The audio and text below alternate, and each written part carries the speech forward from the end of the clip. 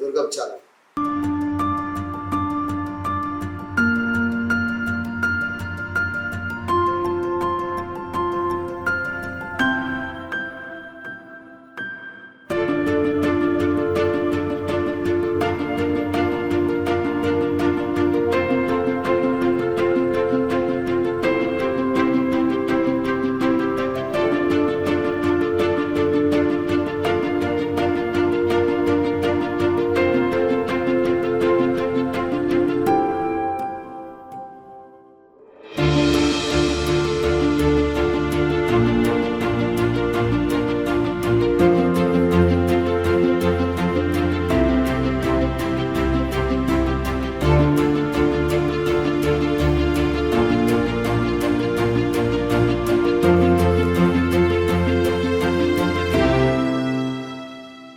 శిల్ప ఆగమ చంద్ర చాంద్రి. శిల్పమునకు సంబంధించిన ఆగమ శాస్త్రము యొక్క చంద్రుడు అనేటువంటి వాని యొక్క చాంద్రి అంటే వెన్నెల. శిల్పశాస్త్రము యొక్క వివరణతో కూడిన ఆహ్లాదకరమైన గ్రంథము. నా పిహెచ్డి సిద్ధాంత గ్రంథం అయినందుకు నేను చాలా సంతోషిస్తున్నాను. ఎందుకంటే తెలుగు యూనివర్సిటీలో శిల్ప విభాగం ఉన్నప్పటికీ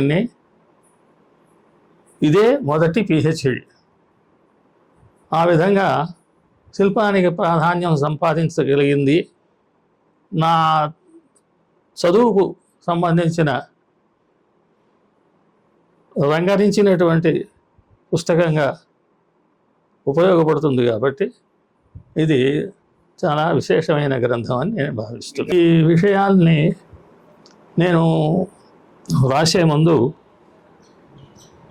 రామకృష్ణ శర్మ గారు, గడియారం రామకృష్ణ శర్మ గారు అనే ఉద్దండ పండితుడితోనూ,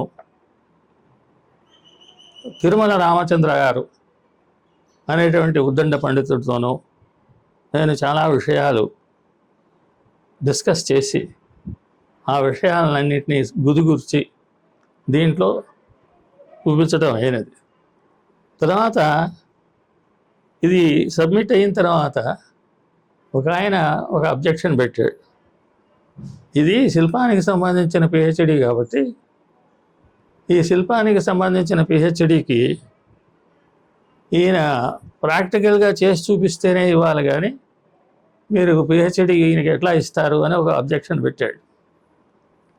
దానికి ఈ ఎగ్జామినర్స్ని మళ్ళీ పిలిపించారు. ఏమండి మరి ఇట్లా అబ్జెక్షన్ వస్తుంది ఏమిటి అంటే వారు అప్పుడు సమర్థించారు. ఈ శాస్త్రాలకి ప్రాక్టికల్ సైడ్ ఒకటి, తర్వాత థియరిటికల్ సైడ్ అనేది ఒకటి ఉంటుంది.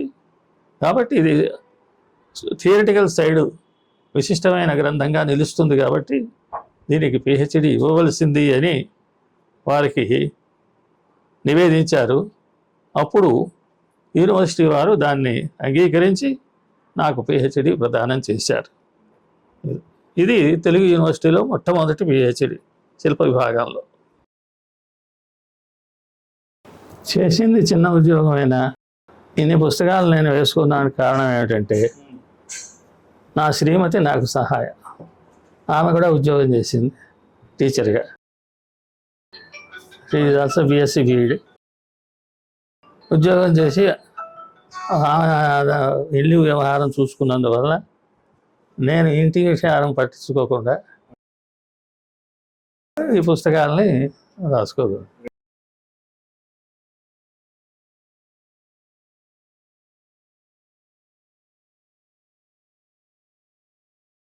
డబ్బుల్ని లెక్క చేయకుండా కేవలం పుస్తకాల మీద ప్రేమతో పుస్తకాలు కొనడం, పుస్తకాలు రాయడం, పుస్తకాలు ప్రింట్ చేయడం, లోకానికి ఇవ్వడం, ఇది చేసింది మరి.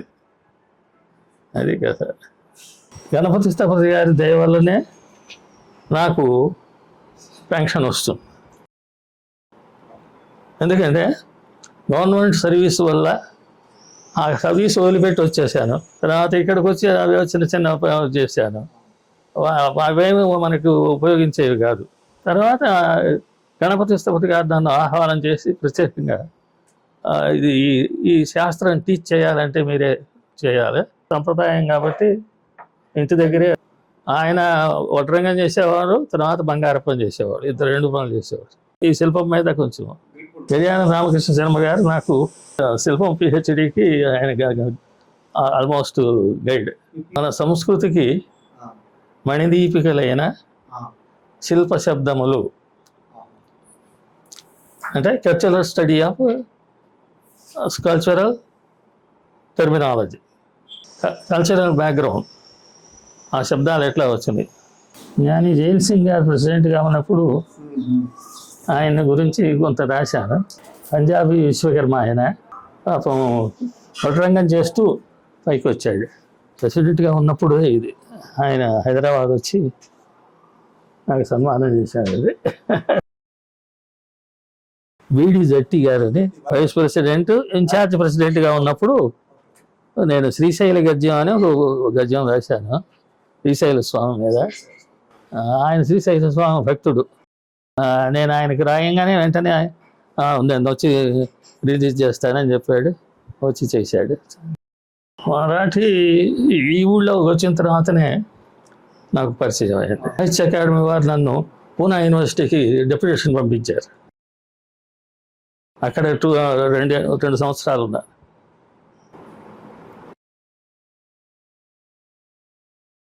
హిస్టరీస్, పాలిటిక్స్, ఎకనామిక్స్ తీసుకొని నేను గ్రాడ్యుయేట్ అయినా. గ్రాడ్యుయేట్ అయిన తర్వాత హైదరాబాద్ వచ్చాను. హైదరాబాద్ వచ్చిన తర్వాత కొన్నాళ్ళు అప్పటికి నేను ఇంటర్మీడియట్ చదువుతున్నప్పుడే ఆంధ్ర సారస్వత పరిషత్తు వాళ్ళ విశారద పరీక్ష పాస్ అయినాడు. విశారద పరీక్ష అంటే విద్వాంతో ఈక్వల్, తెలుగు పండిట్గా అపాయింట్మెంట్ ఇస్తారు, మీరు తెలంగాణకి వెళ్తే మీకు అపాయింట్మెంట్ వస్తుంది అనేది. అది నేను అప్లై చేశాను. చేస్తే శంకరంపేట, మెదక్ జిల్లా, అక్కడ రండి మీకు ఉద్యోగం ఇస్తామని వచ్చింది. నేను తీరా అక్కడికి వెళ్ళేటప్పటికి అది ఆ పోస్ట్ ఇంకొకరికి అమ్ముకున్నారు. అమ్ముకొని మరి నేనేం చేయాలి? వెంటనే ఇంటికి పోవడానికి మనసు వస్తుంది. ఇంకేదైనా ఇవ్వండి అండి, అక్కడ ఏదో సంస్కృత పాఠశాల, అక్కడ సంస్కృతం చెప్పండి అని.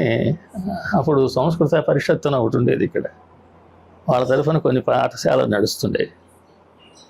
ఆ పాఠశాలలో నేను సంస్కృతం చెప్పడానికి అక్కడ కుదుర్చుకొని ఒక 3 నెలలు 4 నెలలు చేసి అది వదులుకొని మళ్ళీ వచ్చి చీరాలలో బిఏకి జాయిన్ అయినా. అక్కడ history, politics, economics BA pass అయినా. బిఏ పాస్ అయిన తర్వాత మళ్ళీ హైదరాబాద్ వచ్చిన తర్వాత సెక్రటేరియట్లోనూ, ఐజీ ఆఫ్ పోలీస్ ఆఫీస్లోను, వీటిల్లోనూ ఎల్డీసీగా చేశాను. చేసిన తర్వాత ఇంతట్లోకి డిఫెన్స్ అకౌంట్స్ వచ్చింది. వాళ్ళు పూనాకి వేశారు. పూనాకి వెళ్ళిన తర్వాత అది చేస్తూ నేను ఎంఏ సోషియాలజీ చేశాను అక్కడ పూనా యూనివర్సిటీలో, ప్రైవేట్గా చేశారు. దాంతో అది అయిపోయిన తర్వాత నేను ఆ ఉద్యోగం వదిలిపెట్టి హైదరాబాద్ వచ్చాను. వచ్చి ఉద్యోగం వెతుక్కుంటుంటే అప్పుడు మన సాహిత్య పరిషత్ వాళ్ళు ఇట్లా 2 భాషలు తెలిసిన వాళ్ళు కావాలి అని అన్ని భాషల కోసం చెప్పారు. చెప్తే నేను పోయి ఇట్లా నాకు మరాఠీ తెలుసు అని చెప్తే వాళ్ళు మరాఠీకి పూనా యూనివర్సిటీకి పంపించారు. పూనా యూనివర్సిటీకి వెళ్ళి అక్కడ సోషియాలజీలో నేను పిహెచ్డికి రిజిస్టర్ చేశాను. అక్కడ ఇరావతి కర్వే అని, ఆ కర్వే గారి, భారతరత్న కర్వే గారి కోడల, ఆమె చాలా చాలా ఇన్ఫ్లుయెన్స్లా. ఆమె అంటే ఇందిరాగాంధీ కూడా భయపడేది. ఆమెకి స్నేహం కూడా. అయితే ఆమె దగ్గర నేను స్టూడెంట్గా ఉన్నా. తర్వాత కొన్నాళ్ళు అయిన తర్వాత నాకు సరైన సబ్జెక్ట్ ఇవ్వలే, అది అటు ఇటు మారుస్తూ ఉంది సబ్జెక్టు. ఏమిటి మేడం ఇట్లా చేస్తున్నారు, నాకు ఇదిగా ఉన్నది, అయితే వదిలిపెట్టిపోవాలి. సరే నేను వదిలిపెట్టేసాను. వదిలిపెట్టిన తర్వాత మళ్ళీ ఈ గవర్నమెంట్ వాళ్ళు మరాఠీ స్టడీస్కి అక్కడికి పంపించారు. అక్కడ 2 years ఉంది. అలా వచ్చిన తర్వాత చార్మినార్ దగ్గర నానకరామ కాలేజీ ఉంది. ఆ నానకరామ కాలేజీలో నేను సూపరింటెండెంట్గా పనిచేశాను కొన్నాళ్ళు. కొన్నాళ్ళు ఏమిటి, దాదాపు ఒక 7-8 ఏళ్ళు చేసింది. తర్వాత ఈ మధ్యలో గణపతి స్థపతి గారితో పరిచయం ఏర్పడ్డది. ఆ స్థపతి గారితో మాట్లాడుతూ ఉన్నప్పుడు ఆయనకి నాకు శిల్పశాస్త్రం తెలుసు అనేది బాగా రూఢి అయింది. అయితే ఇతడిని వదిలిపెట్టడానికి వీల్లేదు అని చెప్పి అప్పుడు ప్రత్యేకంగా గవర్నమెంట్కి ఒక ప్రపోజల్ పెట్టి దాని ద్వారా ఒక స్కూల్ పెట్టాలి అని ప్రపోజల్ పెట్టి గవర్నమెంట్కి ఒప్పించి ఆ స్కూల్లో ప్రత్యేకంగా నన్ను వైస్ ప్రిన్సిపాల్ వేశాడు. ఆయన ప్రిన్సిపాల్, ఎక్స్ అఫిషియో ప్రిన్సిపాల్ ఆయన, నేనేమన్నా వైస్ ప్రిన్సిపాల్ ప్లస్ ప్రిన్సిపాల్స్. ఆ విధంగా మా దగ్గర స్టూడెంట్ అయిన ఫస్ట్ అదొక 10 సంవత్సరాలు. తర్వాత తెలుగు యూనివర్సిటీలో ఈ మధ్య తర్వాత తెలుగు యూనివర్సిటీ వచ్చింది. తెలుగు యూనివర్సిటీ రాగానే వైస్ ఛాన్సలర్ గారు, అప్పటికే నేను పిహెచ్డికి చేశాను. అది తెలిసిన తర్వాత ఆయన ఏం చేశాడంటే, పిహెచ్డి ఉండేవాడు నువ్వు ఒక్కడే కాబట్టి ఇక్కడ శిల్పం హెడ్ ఆఫ్ డిపార్ట్మెంట్గా నువ్వు రావాల్సిందని తీసుకెళ్ళాడు. తీసుకెళ్తే అక్కడే రామాచార్యులు గారని ఒక ఆయన అక్కడ రాయలసీమలో అక్కడి నుంచి వచ్చాడు. ఆయన పనిచేస్తే ఆయనకి మన ఎన్టీ రామారావు గారికి పరిచయం. అందువల్ల ఆయనకేం క్వాలిఫికేషన్ లేకపోయినా ఆయన్ని ఒక లెక్చరర్గా పెట్టారు. లెక్చరర్గా పెడితే ఆయన ఏం చేశాడు, ఆయన కొడుకు కూతుర్ని కూడా క్లాస్లో పెట్టారు. వాళ్ళు ఏం చేస్తూ మొదలుపెట్టారు, హెడ్ ఆఫ్ డిపార్ట్మెంట్గా మా నాన్ననే ఉండాలి అని ప్రచారం చేయటం మొదలుపెట్టారు. సరే ప్రచారం చేసుకున్నారు అనుకో. అట్లా కాకుండా నాగేశ్వరరావు గారిని తీసేసి మా నాయన్ని పెడితేనే మేము ఇక్కడ కంటిన్యూ చేస్తాం లేదని కొంతమంది స్టూడెంట్ని కలుపుకొని అదంతా గడబడి మొదలుపెట్టారు. నిజం ఫలితం మీరు గడబడేం రాక ఎందుకు, నాకు ఉద్యోగం లేకపోతే కదా నేను మళ్ళీ ఎండోమెంట్కి వెళ్ళిపోతా అని చెప్పి మళ్ళీ ఎండోమెంట్కి వచ్చేసాను. సరే ఎండోమెంట్కి వచ్చి నేను చివరికి 99లో రిటైర్ అయిపోయినాను.